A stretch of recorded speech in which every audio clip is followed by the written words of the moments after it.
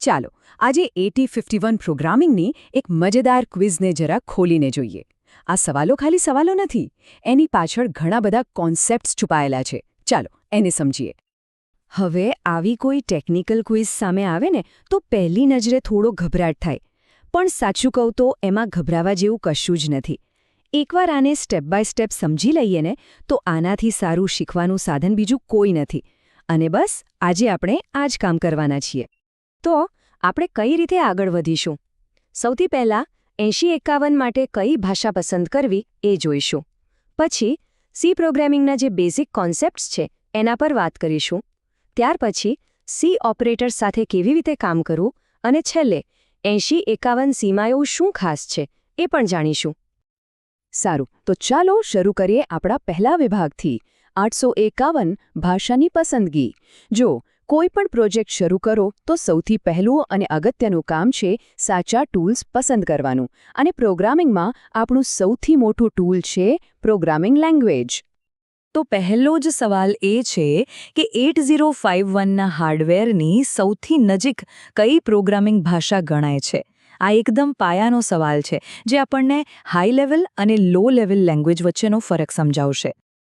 અહીંયા જુઓ, બે પ્રકારની ભાષાઓ છે. એક છે લો લેવલ, જેમ કે એસેમ્બલી, જે સીધી હાર્ડવેર સાથે જ વાત કરે છે, મતલબ મશીનની એકદમ નજીક. અને બીજી છે હાઈ લેવલ, જેમ કે સી, જે આપણા માટે સમજવી સહેલી છે. તો હવે સ્પષ્ટ છે કે આપણા પહેલા સવાલનો જવાબ શું હશે? જી હા, એસેમ્બલી. પણ અહીં એક સવાલ ચોક્કસ મનમાં આવે. જો એસેમ્બલી હાર્ડવેરની આટલી નજીક હોય તો પછી આપણે સી જેવી ભાષા વાપરીએ જ શું કામ? એનું કારણ શું છે?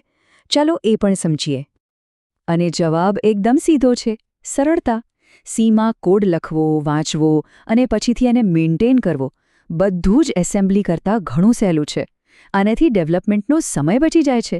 એટલે જ તો ક્વિઝનો સાચો જવાબ છે કે સી વાંચવા, લખવા અને સમજવામાં સરળ છે. ચાલો હવે આગળ વધીએ વિભાગ 2 તરફ. અહીં આપણે સી પ્રોગ્રામિંગના એકદમ મૂળભૂત એટલે કે એના બિલ્ડિંગ બ્લોક્સ વિશે વાત કરીશું. આ સમજવું બહુ જ જરૂરી છે.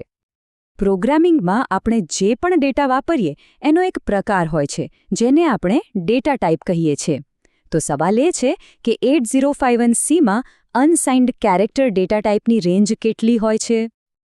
આ ટેબલ જુઓ, બધું જ સ્પષ્ટ થઈ જશે. સામાન્ય 4-8 બીટનું હોય છે અને એની રેન્જ -128 થી 127 સુધી હોય છે. પણ જેવો અનસાઇન્ડ શબ્દ આગળ લાગે છે એટલે એમાંથી નેગેટિવ વેલ્યુઝ નીકળી જાય છે અને આખી રેન્જ પોઝિટિવ બાજુ શિફ્ટ થઈ જાય છે. એટલે કે 0 થી 255. સિમ્પલ. અને આની પાછળનું ગણિત પણ એકદમ સરળ છે.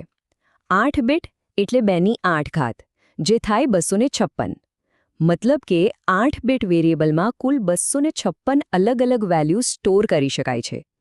અને જો એ અનસાઇન્ડ હોય તો એ વેલ્યુઝ હોય છે 0 થી લઈને 255 સુધી. સારું, હવે વાત કરીએ લૂપ્સની. પ્રોગ્રામમાં કોઈ કામ વારંવાર કરાવવું હોય તો લૂપ વપરાય.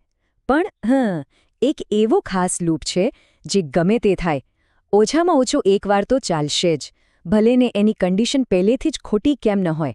ખ્યાલ છે કયો લૂપ? વાઇલ લૂપ અને ડુ વાઇલ લૂપમાં આ જ તો ફરક છે. જો વાઇલ લૂપ પહેલા કન્ડિશન ચેક કરે છે અને પછી કોડ ચલાવે છે, જ્યારે ડુ વાઇલ લૂપ ઊંધું કામ કરે છે. એ પહેલા કોડ ચલાવે છે અને પછી છેલ્લે કન્ડિશન ચેક કરે છે. અને બસ આ જ કારણ છે કે ઓછામાં ઓછું એકવાર તો રન થાય જ છે. આ વસ્તુ એમ્બેડેડ સિસ્ટમમાં બહુ કામ આવે છે, જ્યાં કોઈ હાર્ડવેરને ચાલુ કરવા માટે કમસે કમ એક કમાન્ડ તો મોકલવો જ પડે. હવે એક પરિસ્થિતિ વિચારો.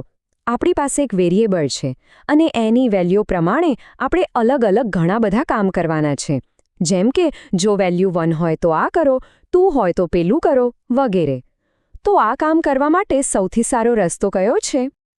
આવી સિચ્યુએશન માટે જ બન્યું છે સ્વિચ સ્ટેટમેન્ટ. વારંવાર ઇફ એલ્સ લખ્યા કરો એના કરતાં સ્વિચ સ્ટેટમેન્ટ વાપરવાથી કોડ એકદમ સાફ સુથરો અને સમજવામાં સહેલો બની જાય છે. એક સારો પ્રોગ્રામર ખાલી મશીન માટે કોડ નથી લખતો, એ બીજા માણસો માટે પણ લખે છે. એટલે કે કોડમાં કોમેન્ટ્સ લખવી ખૂબ જરૂરી છે. પણ સવાલ એ છે કે સી લેંગ્વેજમાં કોમેન્ટ લખવાની સાચી રીત કઈ છે અને કઈ ખોટી? સી લેંગ્વેજમાં કોમેન્ટ લખવાની ફક્ત 2 જ માન્ય રીતો છે. જો એક જ લાઇનની કોમેન્ટ લખવી હોય તો ડબલ સ્લેશનો ઉપયોગ થાય. અને જો એક કરતાં વધુ લાઇનની કોમેન્ટ લખવી હોય તો /* થી શરૂ કરીને */ પર પૂરી થાય. આનો સીધો મતલબ એ થયો કે ક્વિઝમાં જે -- વાળો ઓપ્શન હતો એ સીમાં વેલિડ નથી. ચાલો હવે વાત કરીએ ઓપરેટર્સની, આપણા ત્રીજા વિભાગમાં. ઓપરેટર્સ એટલે એવા ખાસ સિમ્બોલ્સ જે ડેટા પર કોઈને કોઈ ઓપરેશન કરે છે. અને જ્યારે વાત એમ્બેડેડ પ્રોગ્રામિંગની હોય ત્યારે બીટ લેવલ પર કામ કરતા ઓપરેટર્સનું મહત્વ ખૂબ જ વધી જાય છે. તો ક્વિઝમાં 2 ઓપરેટર્સ વિશે પૂછવામાં આવ્યું છે. એક બિટવાઇઝ એન્ડ ઓપરેશન કેવી રીતે થાય અને બીજું આ જે બિગ ગ્રેટર ધેન ઓપરેટર છે એ શું કામ કરે છે. અહીંયા એક વાત ખાસ યાદ રાખવા જેવી છે.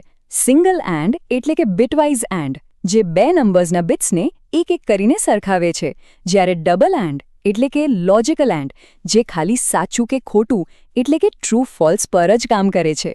અને જે લેફ્ટ શિફ્ટ ઓપરેટર છે એનું નામ છે લેફ્ટ શિફ્ટ. એ બિટ્સને ડાબી બાજુ ખસેડવાનું કામ કરે છે. અને હવે આપણે પહોંચી ગયા છીએ આપણા છેલ્લા અને સૌથી રસપ્રદ વિભાગમાં.